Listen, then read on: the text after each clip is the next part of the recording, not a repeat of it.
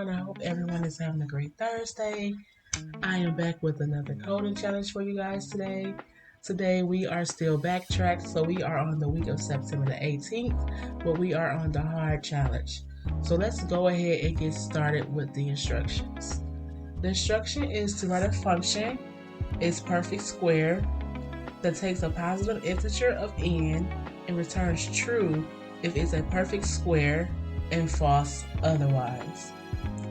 A perfect square is an integer that can be expressed as the square of another integer, such as 25, which will be 5 times 5, or 16, which will be 4 times 4.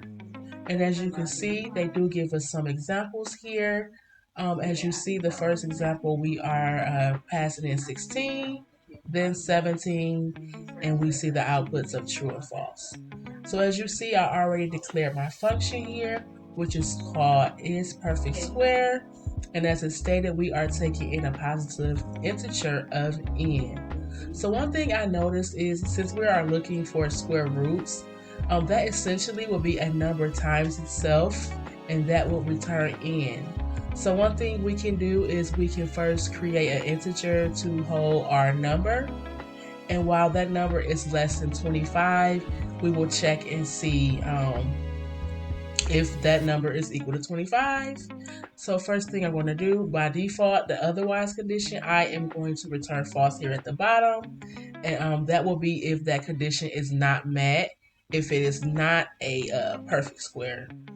So next what I did here was I created a variable called I, and I set it equal to 0 because we're going to start at 0 and check each number that's less than the number passed and see if any of those numbers times themselves is equal to n. So with that, I'm using the while loop here. So we're going to say while I is less than n, because if a number times itself is a square root, it would have to be less than the number passed.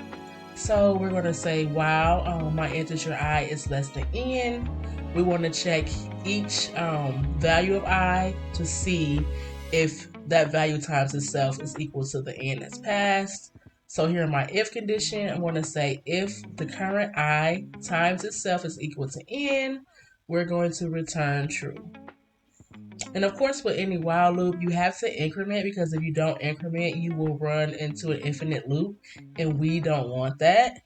So after your if condition is declared, you always want to increment I plus 1.